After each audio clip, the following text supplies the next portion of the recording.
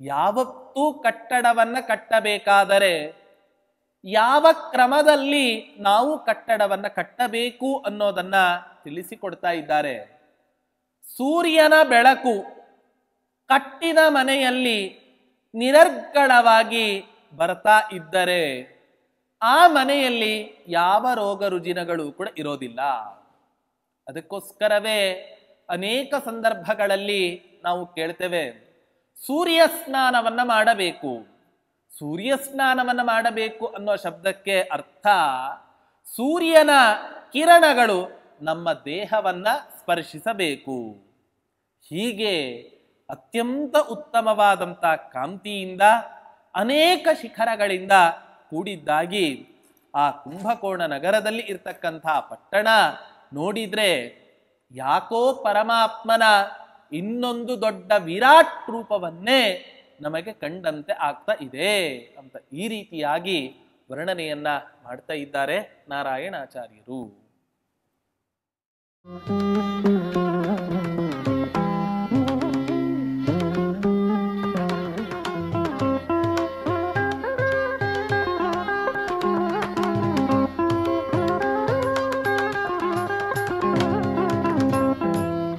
ಪೂಜ್ಯಾಯ ರಾಘವೇಂದ್ರಾಯ ಸತ್ಯಧರ್ಮರತಾಯ ಚ ಭಜತಾಂ ಕಲ್ಪವೃಕ್ಷಾಯ ನಮತಾಂ ಕಾಮಧೇನವೇ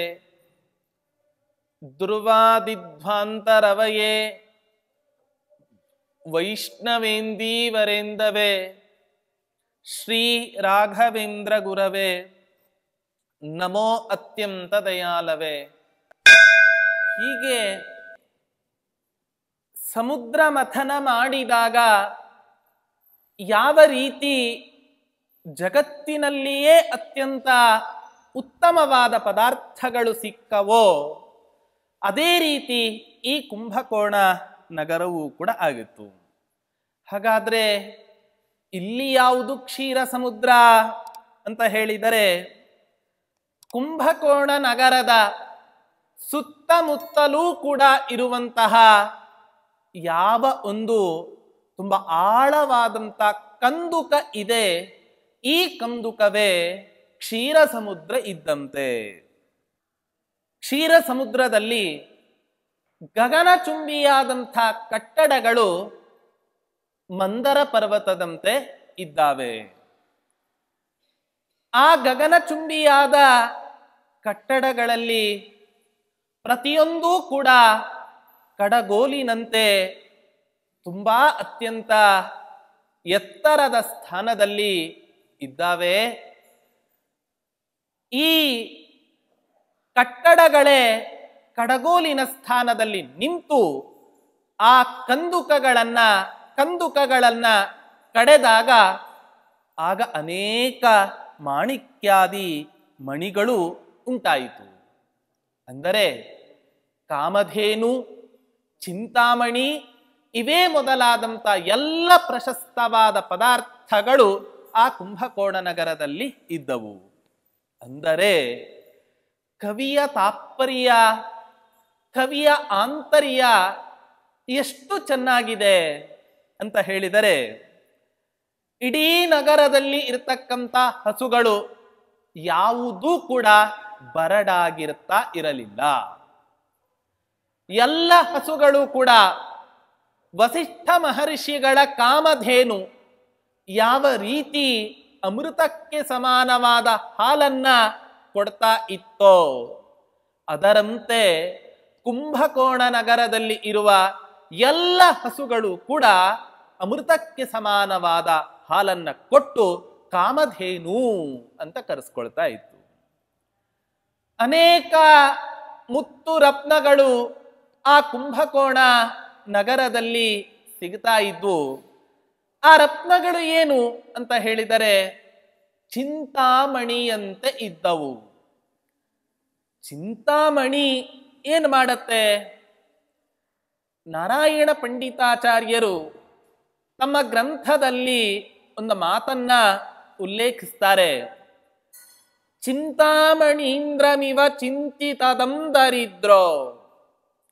ಒಬ್ಬ ಬಡವ ದಿನನಿತ್ಯದ ಊಟಕ್ಕೂ ಕೂಡ ಕಷ್ಟವನ್ನ ಪಡ್ತಾ ಇರ್ತಕ್ಕಂತಹ ಒಬ್ಬ ದಟ್ಟ ದರಿದ್ರ, ಆ ವ್ಯಕ್ತಿ ಚಿಂತಾಮಣಿಯ ಸಮೀಪಕ್ಕೆ ಹೋಗಿ ತನ್ನ ಅಭಿಲಾಷೆಯನ್ನ ಪೂರೈಸು ಅಂತ ಪ್ರಾರ್ಥನೆ ಮಾಡಿದಾಗ ಚಿಂತಿತದಂ, ಬೇಡಿದ ಎಲ್ಲ ಪದಾರ್ಥಗಳನ್ನು ಕೂಡ ಕೊಡುವಂಥ ವಸ್ತುವೇ ಅದು ಚಿಂತಾಮಣಿ.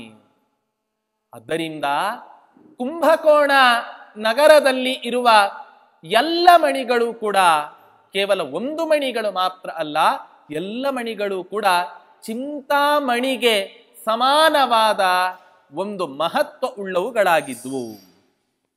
ಮತ್ತೆ ಈ ಕಾರಣದಿಂದಲೇನೆ ಕಾಮಧೇನುವಿನಂಥ ಹಸುಗಳು, ಚಿಂತಾಮಣಿಯಂಥ ಮುತ್ತುರತ್ನಗಳು, ಇವೇ ಮೊದಲಾದಂಥ ಪದಾರ್ಥಗಳು ಇರೋ ಕಾರಣದಿಂದ ಅಲ್ಲಿ ಲಕ್ಷ್ಮೀದೇವಿಯ ಪ್ರಾದುರ್ಭಾವ ಆಯಿತು. ಯಾವ ರೀತಿ ಸಮುದ್ರ ಮಥನವನ್ನ ಮಾಡಿದಾಗ ಭಗವಂತನ ಮಡದಿ ಆದ ಲಕ್ಷ್ಮೀದೇವಿಯು ಪ್ರಾದುರ್ಭೂತಳಾದಳೋ, ಅದೇ ರೀತಿ ಈ ಕುಂಭಕೋಣ ನಗರದಲ್ಲಿಯೂ ಕೂಡ ಲಕ್ಷ್ಮೀದೇವಿಯ ಪ್ರಾದುರ್ಭಾವ ಆಯಿತು. ಲಕ್ಷ್ಮೀದೇವಿಯ ಪ್ರಾದುರ್ಭಾವ ಆಯಿತು ಅನ್ನೋ ಶಬ್ದಕ್ಕೆ ಎಲ್ಲ ಸಂಪತ್ತು ಕೂಡ ಆ ಕುಂಭಕೋಣ ನಗರದಲ್ಲಿ ಇತ್ತು. ಅಷ್ಟು ಎಣಿಸಲಾರದ ಸಂಪತ್ತು ಆ ಕುಂಭಕೋಣ ನಗರದಲ್ಲಿ ಇತ್ತು ಅಂತ ವರ್ಣನೆಯನ್ನ ಮಾಡ್ತಾರೆ. ಸಂಪತ್ತಿನ ವಿಷಯಕ್ಕೆ ಬಂದರೆ ವಿಜಯನಗರದ ಕೃಷ್ಣದೇವರಾಯನ ಆಡಳಿತ ಕಾಲದ ಸಂಪತ್ತೇ ನಿಜವಾದ ಸಂಪತ್ತು. ಆಗಿನ ಕಾಲದಲ್ಲಿ ಹಂಪಿಯಂತಹ ಪವಿತ್ರ ತಾಣದಲ್ಲಿ ದಾರಿ ಬೀದಿಗಳಲ್ಲಿ ಮುತ್ತು ರತ್ನ ಬಂಗಾರ ವಜ್ರ ವೈಢೂರ್ಯಗಳನ್ನ ಮಾರ್ತಾ ಇದ್ರು ಅಂತ ನಾವೆಲ್ಲ ಕೇಳ್ತೇವೆ. ಆಗ ಎಲ್ಲ ಸಂಪತ್ತು ಕೂಡ ಅಲ್ಲಿ ಇತ್ತು. ಲಕ್ಷ್ಮೀದೇವಿ ವಾಸ ಮಾಡಿದ್ಲು. ಲಕ್ಷ್ಮೀದೇವಿಯೇ ವಾಸ ಮಾಡಿದ್ಲು ಅನ್ನೋ ಶಬ್ದಕ್ಕೆ ಕೃಷ್ಣದೇವರಾಯನ ಆಡಳಿತಾವಧಿಯಲ್ಲಿ ವಿಜಯನಗರ ಸಾಮ್ರಾಜ್ಯದಲ್ಲಿ ಲಕ್ಷ್ಮೀದೇವಿ ತಾಂಡವ ಆಡ್ತಾ ಇದ್ಲು ಅಂತ ಅರ್ಥ. ಅಂಥ ವಿಜಯನಗರದ ಸಾಮ್ರಾಜ್ಯದ ಅವನತಿಯನ್ನ ನಾವು ನೀವೆಲ್ಲ ಕೇಳುತ್ತೇವೆ. ಪ್ರತಿನಿತ್ಯ ಪುಟ್ಟ ಪುಟ್ಟ ಮಕ್ಕಳಿಗೆ ನಿದ್ದೆ ಬರದೇ ಇದ್ದ ಪಕ್ಷದಲ್ಲಿ ನಾವೆಲ್ಲ ಹಾಡಿ ಮಲಗಿಸ್ತೇವೆ. ಏನಂತ? ಆನೆ ಬಂತೊಂದಾನೆ, ಯಾವ ಊರ ಆನೆ, ಇಲ್ಲಿಗ್ಯಾಕ ಬಂದಿತ್ತು, ಹಾದಿ ತಪ್ಪಿ ಬಂದಿತ್ತು, ಹಾದಿಗೊಂದು ದುಡ್ಡು, ಬೀದಿಗೊಂದು ದುಡ್ಡು. ಈ ತರಹದ ಹಾಡನ್ನು ಕೇಳ್ತೇವೆ. ಈ ಹಾಡು ಇವತ್ತಿನ ದಿನ ಮಕ್ಕಳನ್ನು ಮಲಗಿಸೋದಕ್ಕೋಸ್ಕರ ನಾವು ಬಳಸ್ತಾ ಇದ್ದೇವೆ. ಇದು ವಸ್ತುತಃ ಶಿಶುಗೀತೆ ಅಂತ ಜಗತ್ತಿನಲ್ಲಿ ಪ್ರಸಿದ್ಧವಾಗಿದೆ. ಆದರೆ ಇದು ಶಿಶುಗೀತೆ ಅಲ್ಲವೇ ಅಲ್ಲ. ಆನೆ ಬಂತೊಂದಾನೆ ಅಂತ ಹೇಳಿದರೆ ಈ ವಿಜಯನಗರದ ಕೃಷ್ಣದೇವರಾಯನ ಸಾಮ್ರಾಜ್ಯದ ವೈಭವವನ್ನು ಕಂಡು ತುರುಕನಾದಂತಹ ಬಹಮನಿ ಸುಲ್ತಾನ ಎಂಬ ರಾಜ ಕೃಷ್ಣದೇವರಾಯನ ರಾಜ್ಯಕ್ಕೆ ದಾಳಿಯನ್ನು ಇಡ್ತಾನೆ. ದಾಳಿಯನ್ನು ಇಟ್ಟು ಅನೇಕ ಸ್ತ್ರೀಯರನ್ನ ಮಾನಹರಣ ಮಾಡ್ತಾನೆ. ಎಲ್ಲ ಸಂಪತ್ತನ್ನು ಕೂಡ ತೆಗೆದುಕೊಂಡು ಹೋದ. ಕೃಷ್ಣದೇವರಾಯನ ಸಂಪತ್ತನ್ನ ವರ್ಣನೆ ಮಾಡಬೇಕಾದರೆ, ಅವನ ಸಂಪತ್ತನ್ನ ಅಪಹರಿಸಿಕೊಂಡು ಹೋಗಬೇಕಾದರೆ ರಚನೆ ಮಾಡಿದ ಒಂದು ಅದ್ಭುತವಾದ ಗೀತೆಯೇ ಈ ಗೀತೆ. ಆನೆ ಬಂತೊಂದಾನೆ ಅಂದರೆ ಒಬ್ಬ ದುಷ್ಟನಾದ ರಾಜ, ಅವನೇ ಆನೆ ಬಂತು, ಅವನೇ ಆನೆ. ಇಲ್ಲಿಗ್ಯಾಕ ಬಂದಿತ್ತು? ಕೃಷ್ಣದೇವರಾಯನ ಆಸ್ಥಾನಕ್ಕೆ ಯಾಕೆ ಬಂದಿತ್ತು ಅಂದರೆ ಅದಕ್ಕೆ ಹೇಳಿದ್ರು ಹಾದಿ ತಪ್ಪಿ ಬಂದಿತ್ತು. ಹಾದಿ ತಪ್ಪಿ ಬಂದಿತ್ತು ಅನ್ನೋ ಶಬ್ದಕ್ಕೆ ಹಾದಿ ದಾರಿ ತಪ್ಪಿ ಬಂದಿತ್ತು ಅಂತ ಅರ್ಥ ಅಲ್ಲ. ಹಾದಿ ಅನ್ನೋ ಶಬ್ದಕ್ಕೆ ಬುದ್ಧಿ ಅಂತ ಅರ್ಥ. ಹಾದಿ ತಪ್ಪಿ ಬಂದಿತ್ತು ಅಂದರೆ ಬುದ್ಧಿ ಕೆಡಿಸ್ಕೊಂಡು ಅವನು ಕೃಷ್ಣದೇವರಾಯನ ಸಾಮ್ರಾಜ್ಯಕ್ಕೆ ಬಂದಿದ್ದ. ಹಾದಿಗೊಂದು ದುಡ್ಡು, ಬೀದಿಗೊಂದು ದುಡ್ಡು. ಅವನ ಆ ಸಾಮ್ರಾಜ್ಯದಲ್ಲಿ ಇರುವ ಸಂಪತ್ತನ್ನು ತೆಗೆದುಕೊಂಡು ಹೋಗಬೇಕಾದರೆ ಆನೆ ಮೇಲೆ ಇಟ್ಟುಕೊಂಡು ಹೋಗ್ತಾನಂತೆ. ಹೋಗಬೇಕಾದರೆ ಅಲ್ಲಲ್ಲಿ ಅನೇಕ ಮುತ್ತು, ರತ್ನ, ಬಂಗಾರದ ನಾಣ್ಯಗಳೆಲ್ಲ ಬೀಳ್ತಾ ಇದ್ದವು. ಹೀಗೆ ಕೃಷ್ಣದೇವರಾಯನ ಸಾಮ್ರಾಜ್ಯವನ್ನ ವರ್ಣನೆ ಮಾಡಬೇಕಾದರೆ ಮಾಡಿದಂಥ ಒಂದು ಅದ್ಭುತವಾದ ಗೀತೆ ಈ ಒಂದು ಗೀತೆ ಆಗಿದೆ.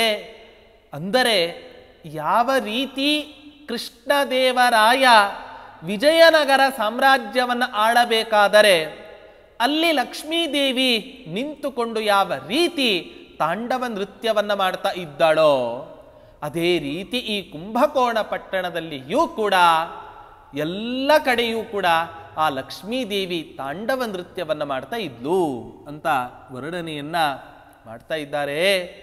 ಹೀಗೆ ವರ್ಣನೆಯನ್ನ ಮಾಡ್ತಾ ಮುಂದೆ ಹೇಳ್ತಾರೆ,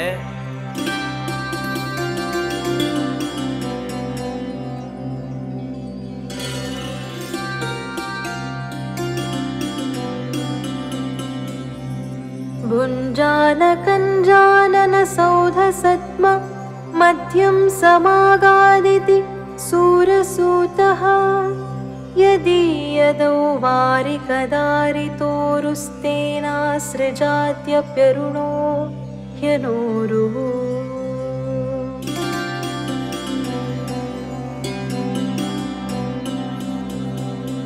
ಸೂರ್ಯನಿಗೆ ಅರುಣ, ಅನೂರು ಅಂತ ಅನೇಕ ಹೆಸರುಗಳಿಂದ ಆ ಸೂರ್ಯನನ್ನ ಕರೀತಾರೆ.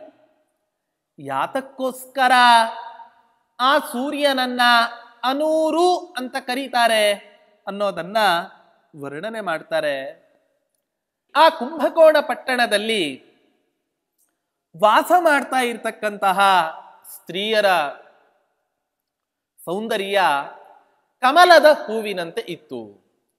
ಇಂಥ ಕಮಲದ ಹೂವಿನಂತೆ ಅತ್ಯಂತ ಮಾರ್ಧವ ಉಳ್ಳ ಆ ಸ್ತ್ರೀಯರು ಅನೇಕ ವಿಹಾರಗಳನ್ನ ಮಾಡ್ತಾ ಇರ್ತಾರಂತೆ ಆ ಪಟ್ಟಣ.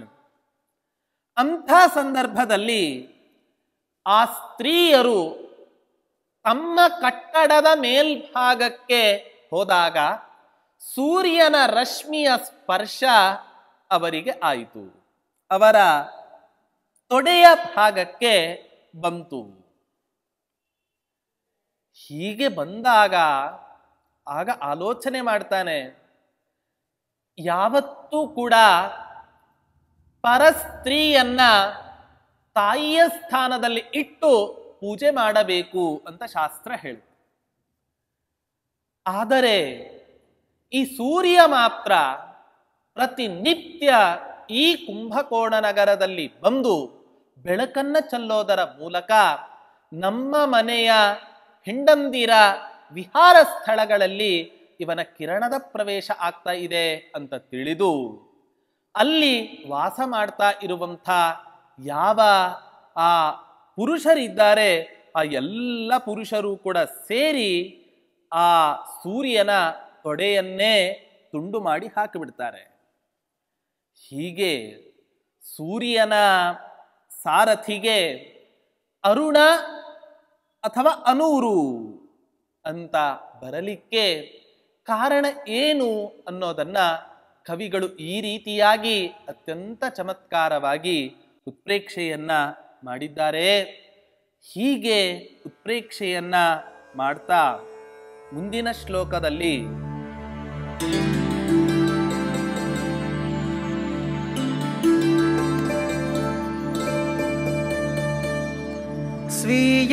ಸ್ವೀಯಾವನೈಶ್ವರ್ಯ ಕಲಾನ್ಯ ಶಿಕ್ಷಾ ಕೃತೆ ರಮೇಶಾಂಶ ನೃಪೇಣ ಯಸ್ಯಾಂ ಮುಕ್ತಾರುಣೇಂದ್ರೋಪಲಸೌಧ ದಂಭಾದ್ ಗುಣತ್ರಯಂ किं क्रमशो गृहीतम्।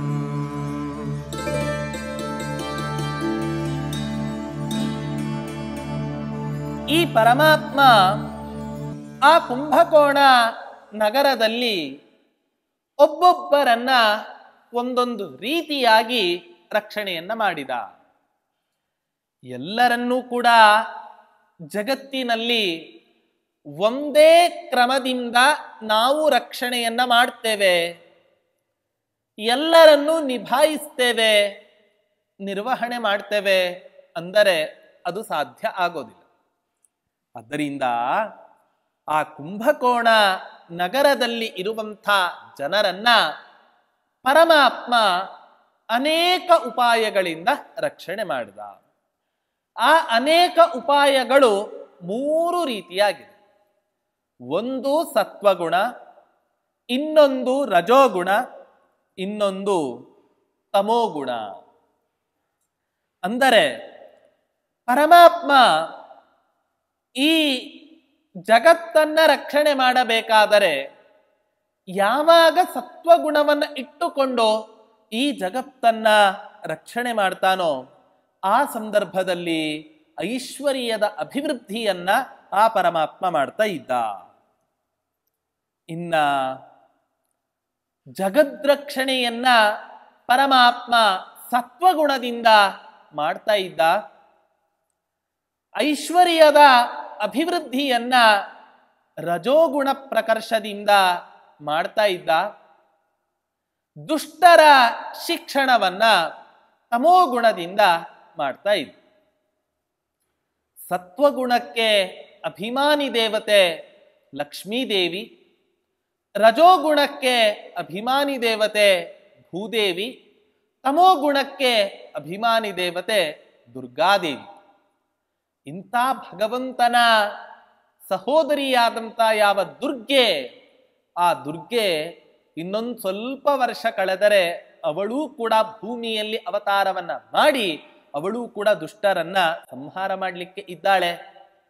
ಅಂಥ ಯಾವ ಆ ದುರ್ಗಾದೇವಿ ಇದ್ದಾಳೋ ಅವಳು ತಮೋಗುಣಕ್ಕೆ ನಿಯಾಮಕಳಾಗಿದ್ದಾಳೆ. ಆದ್ದರಿಂದ ಆ ತಮೋಗುಣದಿಂದ ಜಗತ್ತಿನಲ್ಲಿ ಇರುವ ದುಷ್ಟರ ಶಿಕ್ಷಣವನ್ನ ಮಾಡ್ತಾನಂತೆ ಆ ಪರಮಾತ್ಮ. ಹಾಗೆ ಈ ಕುಂಭಕೋಣ ನಗರದಲ್ಲಿ ಇರುವಂಥ ಜನರನ್ನು ಕೂಡ ಮುತ್ತಿನಿಂದ ನಿರ್ಮಿತವಾದಂಥ ಯಾವ ಆ ಕಟ್ಟಡಗಳಿದೆ, ಅನೇಕ ಮನೆಗಳು ಬಿಳಿಯಾದ ಬಣ್ಣ ಉಳ್ಳದ್ದಾಗಿತ್ತು. ಇನ್ನು ಕೆಲವೊಂದು ಕೆಂಪು ಬಣ್ಣ ಉಳ್ಳದ್ದಾಗಿತ್ತು. ಇನ್ನು ಕೆಲವು ಇಂದ್ರನೀಲಮಣಿಗಳಿಂದ ನಿರ್ಮಿತವಾದಂಥ ಯಾವ ಕಟ್ಟಡಗಳಿದೆ ಆ ಎಲ್ಲ ಕಟ್ಟಡಗಳು ಕೂಡ ಕಪ್ಪು ಬಣ್ಣ ಉಳ್ಳದ್ದಾಗಿತ್ತು. ಆದ್ದರಿಂದ ಒಂದೇ ಪಟ್ಟಣದಲ್ಲಿ ಸತ್ವಗುಣ, ರಜೋಗುಣ, ತಮೋಗುಣ, ಬಿಳಿ, ಕೆಂಪು, ಕಪ್ಪು, ಈ ತರಹದ ಬಣ್ಣಗಳ ಮನೆಗಳು ಇರೋ ಕಾರಣದಿಂದ ಈ ಗುಣಗಳಿಗೆ ನಿಯಾಮಕನಾದಂಥ ರಾಜ ಅಲ್ಲಿ ರಾಜ್ಯವನ್ನ ಆಳ್ತಾ ಇದ್ದ. ಅಂದರೆ ಯಾವ ಕುಂಭಕೋಣ ನಗರವನ್ನ ಆಳ್ತಾ ಇದ್ದನೋ ಆ ರಾಜನಲ್ಲಿ ಕೇವಲ ಸತ್ವಗುಣ ಮಾತ್ರ ಇರಲಿಲ್ಲ, ಕೇವಲ ರಜೋಗುಣ ಮಾತ್ರ ಇರಲಿಲ್ಲ, ಅಥವಾ ವೇನನಂತೆ ಕೇವಲ ತಮೋಗುಣ ಮಾತ್ರ ಇರಲಿಲ್ಲ. ಹೊರತು ಸತ್ವ, ರಜಸ್ಸು, ತಮಸ್ಸು ಈ 3 ಗುಣಗಳ ಪೂರ್ಣ ಮೇಲನ ಆ ಕುಂಭಕೋಣ ನಗರವನ್ನ ಆಳುವಂಥ ರಾಜನಲ್ಲಿ ಅದು ಇತ್ತು ಅನ್ನೋದನ್ನ ಈ ರೀತಿಯಾಗಿ ಕವಿಗಳು ವರ್ಣನೆ ಮಾಡ್ತಾ ಇದ್ದಾರೆ. ಹೀಗೆ ವರ್ಣನೆಯನ್ನ ಮಾಡ್ತಾ ಮುಂದಿನ ಶ್ಲೋಕದಲ್ಲಿ ನಾರಾಯಣಾಚಾರ್ಯರು ಆ ನಗರವನ್ನ ಪುನಃ ವರ್ಣನೆ ಮಾಡ್ತಾ ಇದ್ದಾರೆ.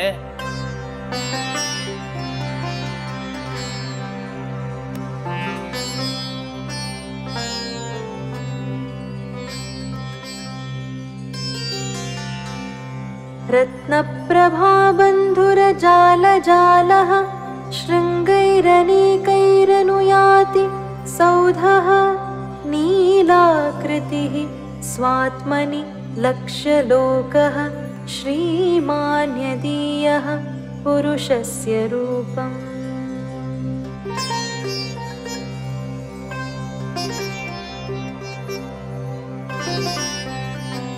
ಆ ಕುಂಭಕೋಣ ನಗರದಲ್ಲಿ ಇರುವಂತಹ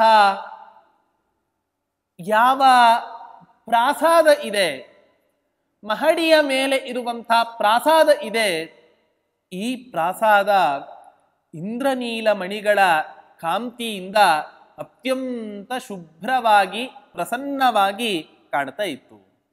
ಅಷ್ಟೇ ಅಲ್ಲ, ಯಾವತ್ತೂ ಕಟ್ಟಡವನ್ನು ಕಟ್ಟಬೇಕಾದರೆ ಯಾವ ಕ್ರಮದಲ್ಲಿ ನಾವು ಕಟ್ಟಡವನ್ನು ಕಟ್ಟಬೇಕು ಅನ್ನೋದನ್ನ ತಿಳಿಸಿಕೊಡ್ತಾ ಇದ್ದಾರೆ.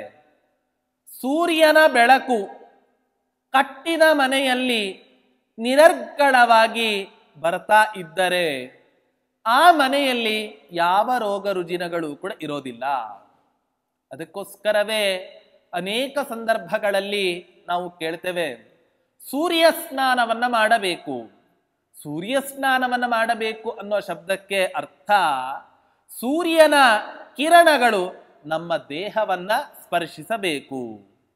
ಹೀಗೆ ಅತ್ಯಂತ ಉತ್ತಮವಾದಂಥ ಕಾಂತಿಯಿಂದ ಅನೇಕ ಶಿಖರಗಳಿಂದ ಕೂಡಿದ್ದಾಗಿ ಆ ಕುಂಭಕೋಣ ನಗರದಲ್ಲಿ ಇರ್ತಕ್ಕಂಥ ಪಟ್ಟಣ ನೋಡಿದ್ರೆ ಯಾಕೋ ಪರಮಾತ್ಮನ ಇನ್ನೊಂದು ದೊಡ್ಡ ವಿರಾಟ್ ರೂಪವನ್ನೇ ನಮಗೆ ಕಂಡಂತೆ ಆಗ್ತಾ ಇದೆ ಅಂತ ಈ ರೀತಿಯಾಗಿ ವರ್ಣನೆಯನ್ನ ಮಾಡ್ತಾ ಇದ್ದಾರೆ ನಾರಾಯಣಾಚಾರ್ಯರು.